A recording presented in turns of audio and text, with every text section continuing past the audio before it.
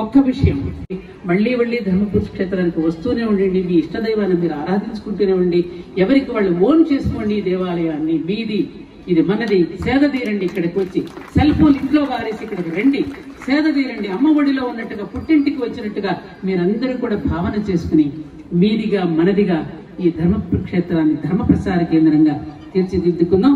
అదే మా కంచి పరమాచార్య నడిచే దేవం చంద్రశేఖరేంద్ర సరస్వతి మహాస్వామి వారు ఆదేశించింది. అదే అందుకనే ధర్మాధర్మ వివర్జితాయ నమః అంటూ ఇక్కడ అమ్మవారి ఇక్కడ కొలువు తీరింది.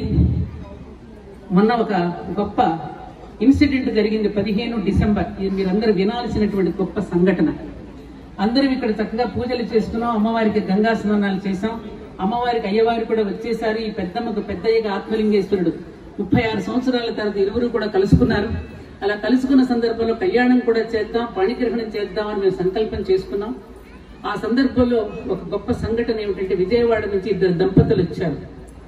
ఏమిటంటే దాని వెనుక ఉన్నటువంటి కథ ఏమిటంటే, ఒక అబ్బాయి అమెరికాలో ఉద్యోగం చేసుకుంటున్నాడు, వివాహమై 2 సంవత్సరాలు అయింది. భార్యాభర్తలిద్దరూ కీచులాడుకుంటూ కాపురం చేయటం లేదు, ఒకరికొకరు కొట్లాడుకుంటూ ఉన్నారు. నువ్వెంతెంత నువ్వెంతెంత అని. ఒక దగ్గరికి కౌన్సిలింగ్కి వెళ్ళారు ఇద్దరు. మా ఇద్దరం కలవడం ఎట్లాగండి అని చెప్పి అబ్బాయి కౌన్సిలింగ్కి వెళితే అనేక రకాలుగా ప్రయత్నం చేశాట, జరగల. ఈ కౌన్సిలింగ్ చేసిన ఆయన కూడా ఒక స్పిరిచువల్ పర్సన్, బాగా యోగా ధ్యానం చేస్తాట. అతను కూర్చుని ధ్యానంలో కూర్చుంటే అసలు విషయం ఏమిటో తెలిసింది. ఇతను పూర్వజన్మలో ఒక ఆలయంలో కిరీటం దొంగిలించాట.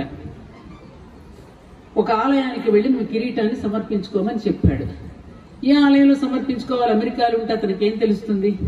సరే ఏంటని చెప్పేసి అతను రాత్రి నిద్రలో 3:30కి అతనికి కల వచ్చింది. ఆ కలలో ఒక చెట్టు, ఆ చెట్టు చుట్టూ సర్పాలు, ఆ చెట్టుకు ఉయ్యాలలు కట్టుకుని ఈ వాతావరణం అంతా కనపడి వెనక నుండి విజయ దుర్గా విజయ దుర్గా అనే మాట వినపడుతోంది కలలో. ఎవరి విజయ దుర్గా, ఎక్కడ దేవాలయం, ఎక్కడ తెలుసుకోవాలి ఇది? నేను ఇక్కడ అమెరికాలో ఉన్నాను.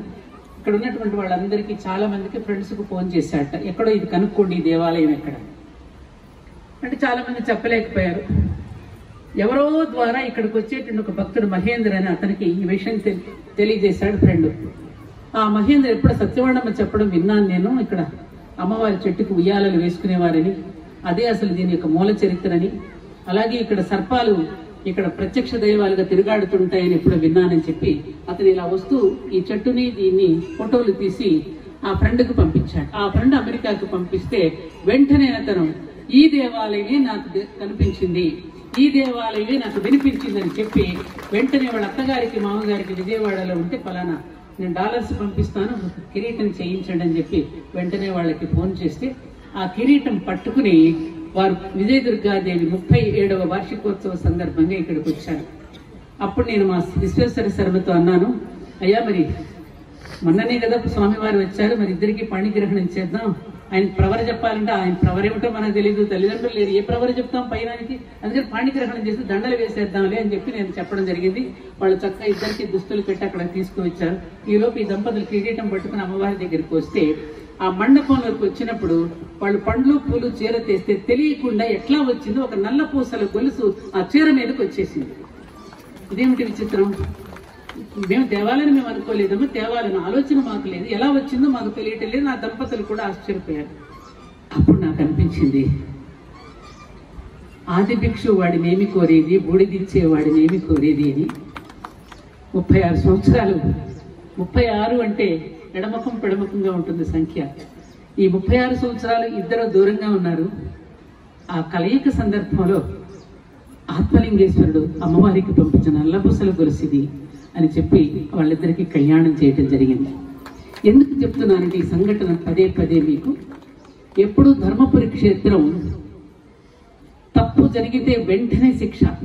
అసలు ధర్మపురి క్షేత్రానికి పేరు రావడానికి కారణం కూడా అదే. ఒక దొంగ 1987వ సంవత్సరంలో హుండీ ఎత్తుకుపోయి కొండగుట్టల్లో పారేస్తే మేము పట్టించుకోలేదు. అది ఒక 15 రోజుల తర్వాత తనకు తానుగా వచ్చి 600 రూపాయలు దొరికాయమ్మా, ఉయ్యాలలో ఉన్న మా పిల్లకి ఈ విధమైనటువంటి ప్రమాదం జరిగింది, ఇదిగో నేను మళ్ళీ 600 రూపాయలు రాయి కొట్టుకుని హుండీలో వేసేస్తాను.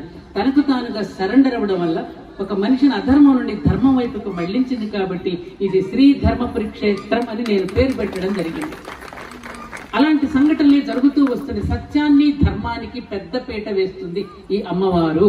ఇది గుర్తు పెట్టుకోండి. సత్యం ఎవరి దగ్గరైతే ఉంటుందో, ధర్మం ఎవరి దగ్గరైతే ఉంటుందో వారిని అమ్మవారు స్వీకరిస్తుంది, వారిని బాగా చూసుకుంటుంది, వాళ్ళకి బాగా కష్టాలు కూడా పెడుతుంది. ఎందుకంటే వాళ్ళని పదును పెట్టాలి కదా.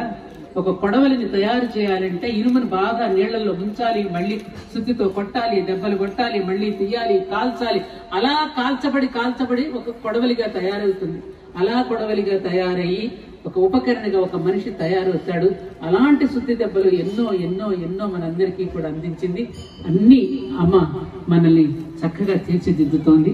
ఇది నేను ఎంతో ఆనందంతో ఈ విషయాన్ని మీ అందరికీ కూడా ప్రస్తావింపజేయడానికి కారణం ఏమిటంటే, అలా ఇందాక గురువు గారు చెప్పినట్టుగా ధర్మం, నీతి మనందరికీ కర్మ సిద్ధాంతం మీద నమ్మకం ఉంది. నిన్ననే ఎవరో వాట్సాప్ లో చక్కగా పెట్టారు, నువ్వు ప్రార్థన చేస్తున్నప్పుడు వింటున్నాడు అనే నమ్మకం నీకు కలిగినప్పుడు, నువ్వు తప్పు చేస్తున్నప్పుడు కూడా చూస్తున్నాడనే భావన నీకు ఎందుకు కలగడల్లా? ఎంత గొప్ప మాట.